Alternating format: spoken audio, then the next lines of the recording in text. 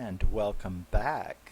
Or if you're new here, my name is Rusty, and this is my channel where I talk about my favorite movies, mostly horror, and my favorite music, mostly metal. And we are going to continue now with the little B-movie Robert the Doll franchise. I promised I would do it, so I'm going to do it. I've liked it. It's been alright.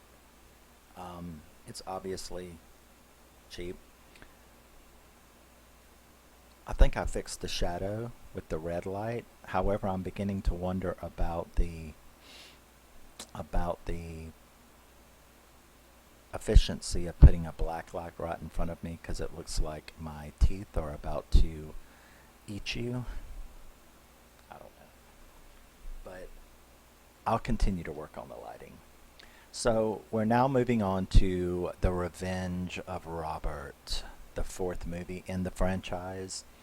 The Revenge of Robert was released in 2018, directed and written by Andrew Jones, who is the creator, writer, director of this little franchise. I guess it's his own personal little thing. It stars Lee Bane, Harriet Rees, and Judith Haley. Yes. So, now that that's out of the way, the movie, if you remember the last time, or in the last movie, when it opened up, or ended, Amos and his three little monsters, his three little babies, his children, his dolls. We had Portos, Isabella, and Robert, of course, and they are waiting on a train platform to escape the city. So the movie picks up pretty much right there, except we get a few flashback scenes, recap scenes, and then we have another precognition. So the intro to this movie takes place in 1939. Remember, it was 1941 when we ended the last movie. So we're jumping back to 1939 when the Third Reich first finds out about this book. So we have Joseph and Ava. He is obviously a little voodoo king. She has obviously been abused. They're a little married couple. He has contacted the Reich, and so this commandant shows up to talk to him about whatever it is that he was wanting to talk about, where Damien, where he tells him about the book and what it could do. The guy's like, okay, how much do you want? He asks for 50,000. So they're like, okay. But of course, this all sounds like bullshit. So, care to show me, you know? So the guy gets out the book and this little baby doll, and he does the spell on the doll, and the doll comes to life. So the Reich is now happy with this discovery, and they say that they are willing to give him half now and half when he delivers. So the guy leaves. Now Ava has been listening to this conversation. She's obviously good. She knows the evil of this book, or I don't guess the book and spells in and of itself are evil, but I think she knows that in the hands of a person as evil as her husband, that they could be used for evil. So she steals the book that night, and she takes off with him, with the book, and leaves. So she steals the car, and she's driving away, and she on the road, scared, worried. She has the book with her. She runs across the hitchhiker named Frederick. Frederick, they really don't say what he is or whether he's good, bad, part of the resistance, what exactly his deal is. But he's trying to get to a neighboring city. She offers him a ride because she's scared herself, and hopes that he could help her drive and things like that. She then tries to steal his gun while he's asleep, which makes him think that she was up to something nefarious, when actually she says that she was just scared. He then becomes an aggressor. He now basically kidnaps her because she's sort of turned into a negative person in his eyes, I guess. So he kidnaps her and's like, "You are going to take me. You're going to stay with me, so that we can get through the Third Reich checkpoints and help me get to this city." I think he was part of the underground. Those socks are bright under black light, aren't they? But so uh, they get to a checkpoint, at which point the guard can tell that she is something's wrong. So Frederick realizes this and ends up, telling her, you think you're smart, but you're not. And he gets out and he kills both of the guards in a couple of, brutal little murder scenes. So he kills the guards and they take on off. And then the car blows a tire. It's a beautiful car, by the way. It looks like, definitely from that era. So obviously this dude was able to rent or find this beautiful Rolls Royce looking thing. I don't know what it was, but it was a nice car. And they end up, stopping at this farmer's house, Helmet, and he introduces himself, and they say, that they need to use the phone. So, he tells them to come on in. They can use the phone, and Frederick calls someone. This Helmet also offers to serve them dinner that he was cooking while they waited for his ride to show up. Unfortunately for everyone involved, Helmet starts noticing that they're not like really acting quite right. He starts questioning whether they're a real couple. He wonders why Frederick isn't wearing a wedding ring, but she is. He ends up confronting him over dinner. That kind of doesn't go well, especially when she gets up to use the bathroom and wants to take her purse. He makes a big deal, Frederick makes a big deal about her taking her purse. Why do you want to take your purse? This really makes Helmet wonder what's going on because, and I agree with him. I mean, I've seen plenty of women take their purse to the bathroom. So he's like, why are you wondering why your wife, if y'all are really married, women always take their purses with them to the bathroom, especially to the bathroom when they're out or at a guest at someone's house. So, he then really is like, y'all aren't married. What's going on here? Now, Frederick then pulls out the gun. Unbeknownst to him, though, when Ava had went to the bathroom, she had already noticed that this Helmet guy had a nice little gun collection himself. She had brought one back to the table. So now you have Frederick holding a gun on Helmet and Ava holding a gun on him. There's a nice little scene there, where she's finally standing up for herself, calling him all kind of names. She admits the truth, that they aren't married, that she's been sort of held hostage. She makes Frederick put the gun down, which he eventually does, but then he kind of like basically dares her to shoot him, calling her weak and all this kind of stuff. So, Helmet has also got a gun. So during the little altercation, Helmet pulls out his gun and does shoot Frederick. So Frederick is dead, and Ava kind of freaks out. What are we going to do now? He said, don't worry about it. I'm going to bury him in the yard. So he's going to do that, and then she finally, in her newfound strength, actually stands up and is like, I'm going to help you. And he's like, well, you don't have to do that. She's like, yeah, I want to help you.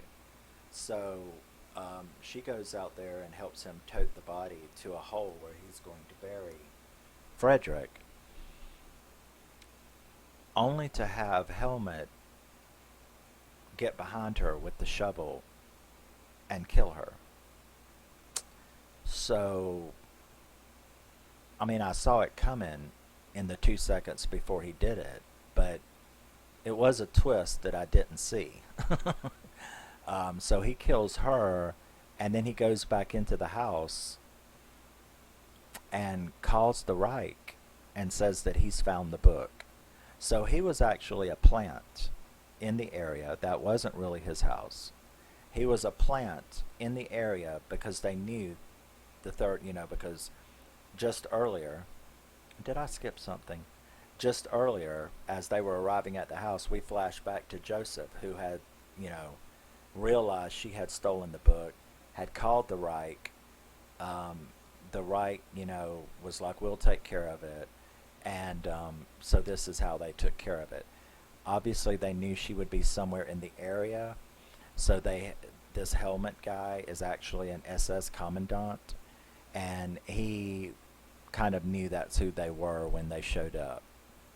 So he ended up killing them both and getting the book, and tra-la-la-la, that's how the Reich originally got the book. So, let me see, let me catch up.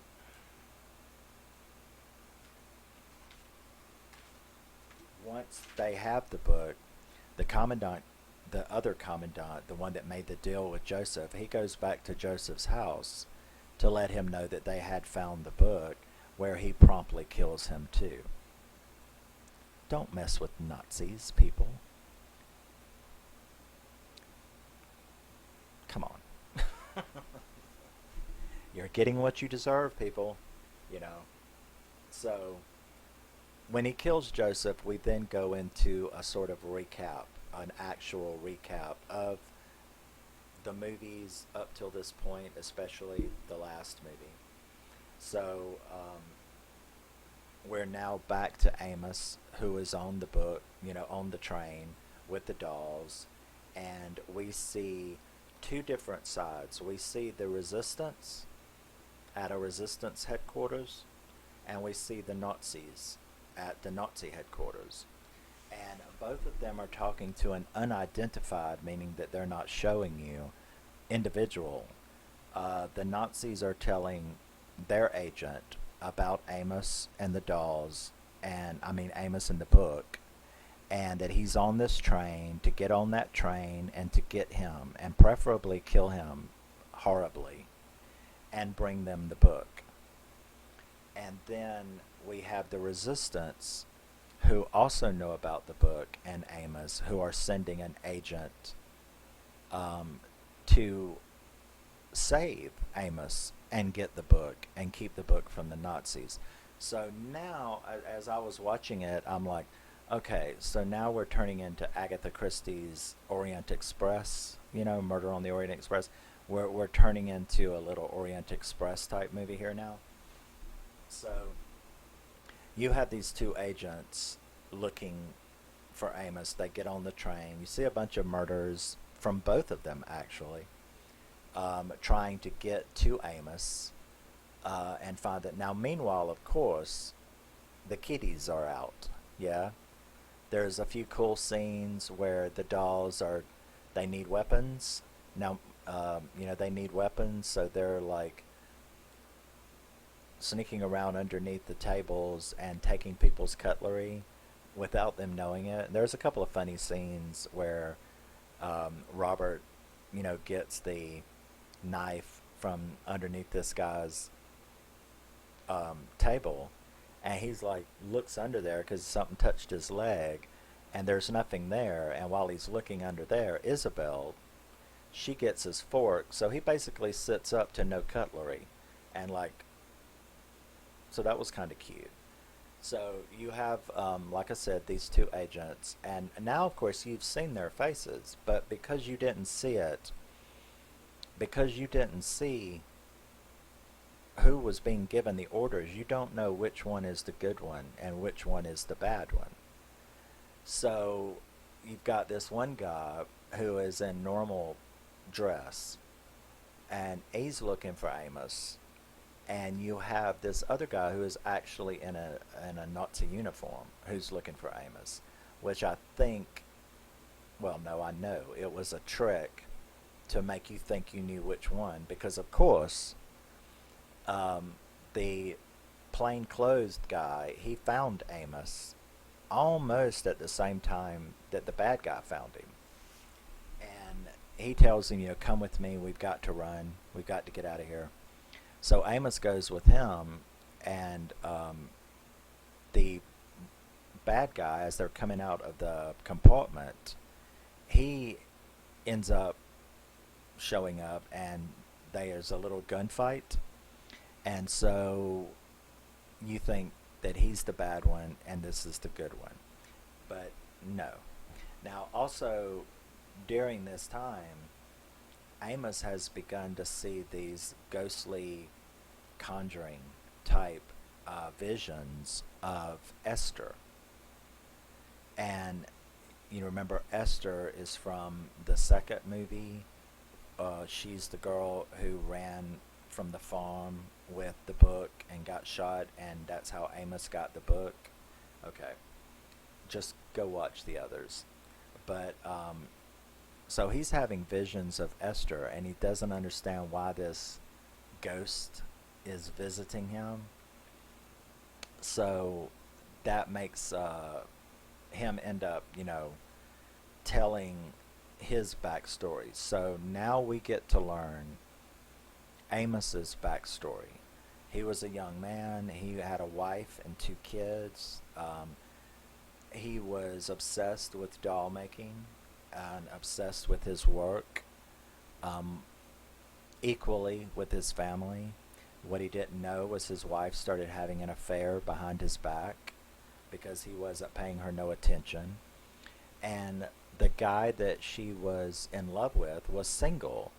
And, she told Amos that she was going to leave him, divorce him, and go with this guy. And when she went and gave that guy the news, he told her no, that his family would not allow him to marry someone with children, take on someone else's children.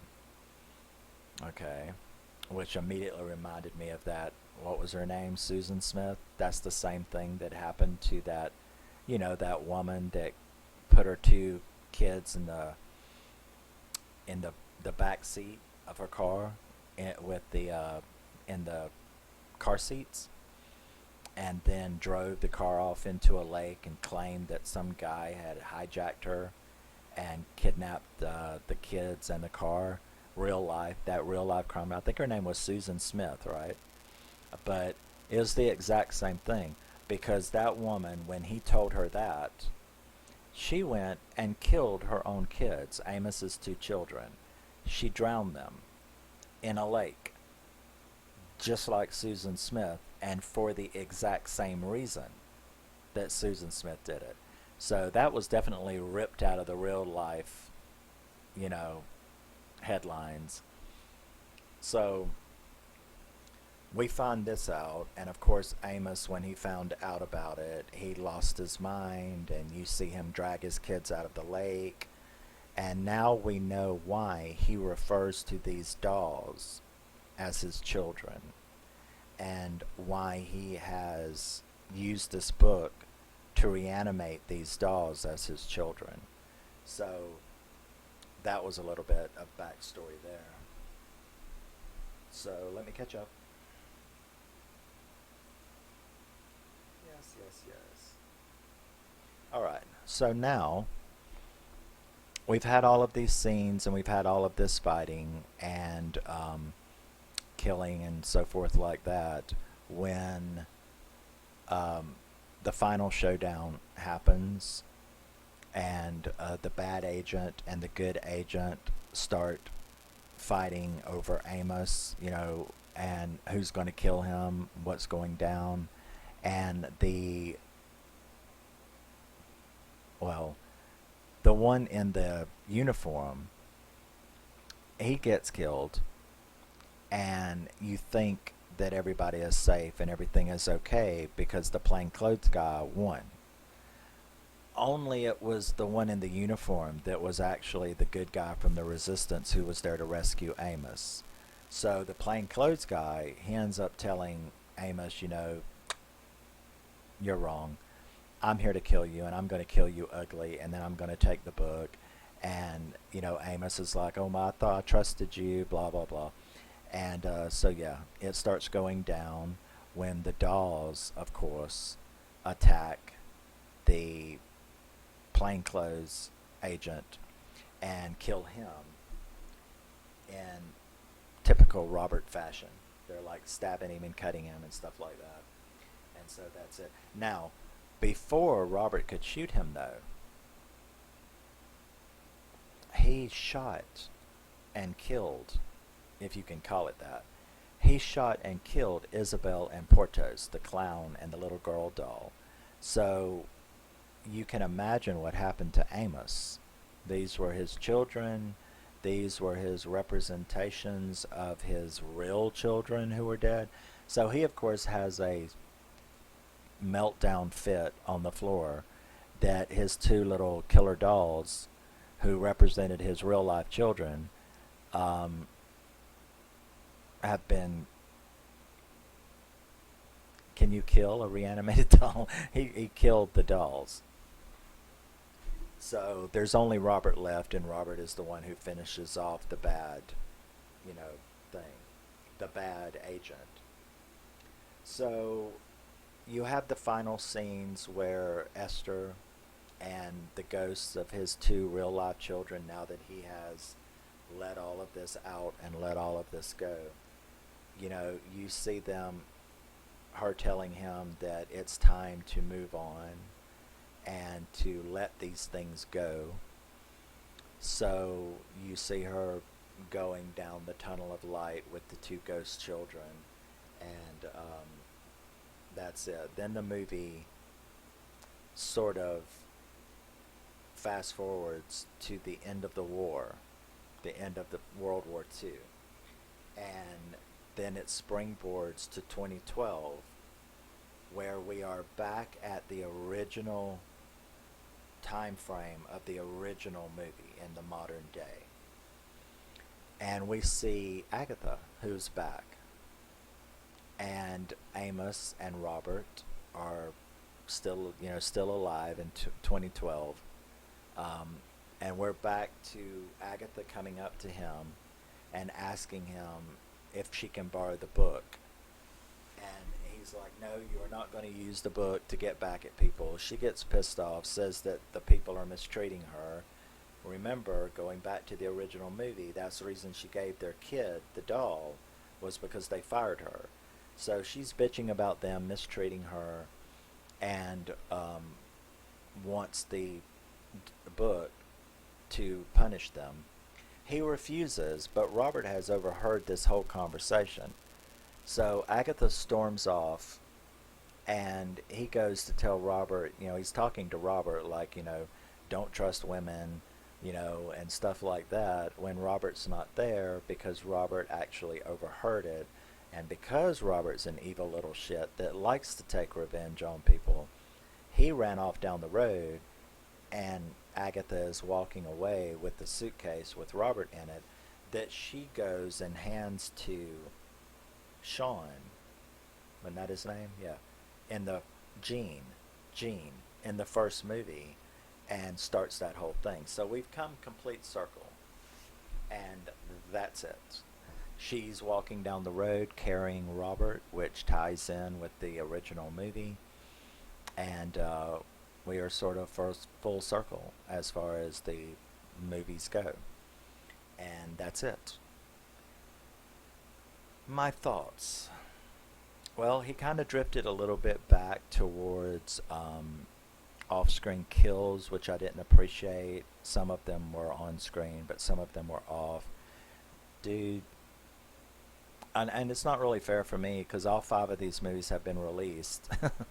So it's not like he can, but if you do another one, which you certainly have it set up to do as many as you want, but if you do another one,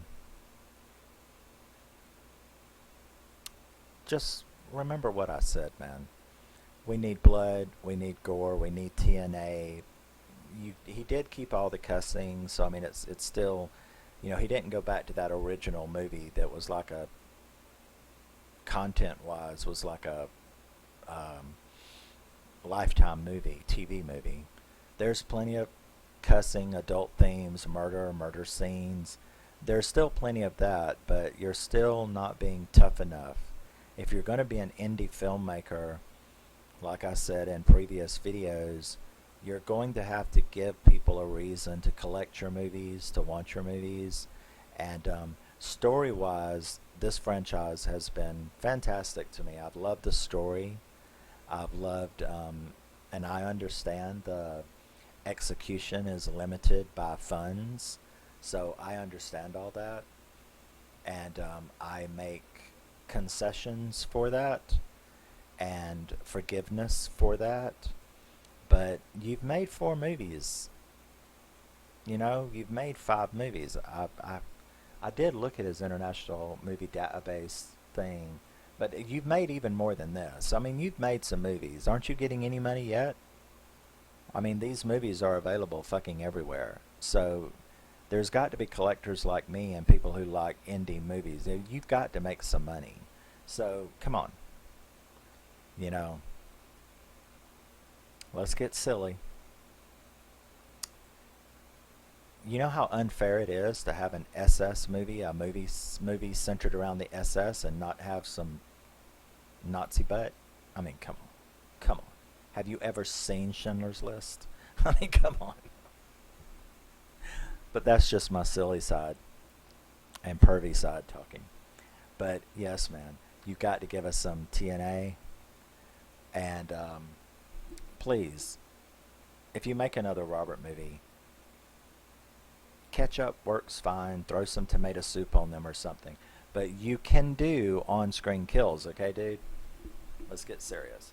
But yeah, for the price and the availability, I like this movie. It's a good 6.5 out of 10. It's, especially if you've been around my channel long enough, you should know my rating scale. 0 to what, 3? 0, 1, 2, and 3 is like there's something wrong with it. I'm talking, if you see me rate a movie like that, we're talking Kirk Cameron Saving Christmas here. I mean, it's got to be bad. 4, 5, 6, and 7 are mediocre. High end, low end, mediocre, average, fine. And then of course 8, 9, and 10 are superb. So this is like a 6.5 to me, because I love this story so much and how he has expanded this world and woven it all together. If you watch all of these in a row, you have to ignore the fact that it's low budget. But if you just stick to the story, the acting is great, as usual. Dude really knows how to find good actors for B movies. How much did you pay them? Are they like from, I'd like to know like where he gets his actors from. Are they like from like acting studio schools or something? Hey, you want to be in an indie horror movie and you're a good actor? Because granted, I've never heard of any of these people before, but they are good actors. The acting is fine. So I am a little surprised, because usually with really low budget B movies, you expect to see that eye rolling acting, like really bad acting, and I've not in this franchise. I've not seen it at all. I don't know where he gets his actors from, but he gets good actors. So The Revenge of Robert.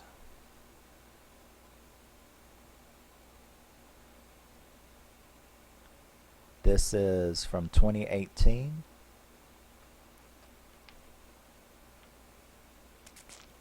It's the 4th installment in this franchise. And yeah, I like it just fine. And don't regret having them or anything. So I will see you in the next video where I will finish it up. And always remember, you're a very special person.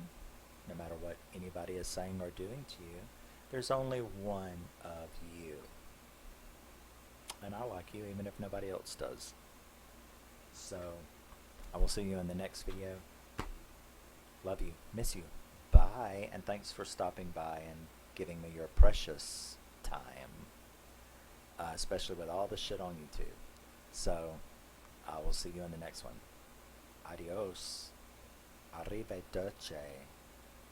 Just get the fuck out of here.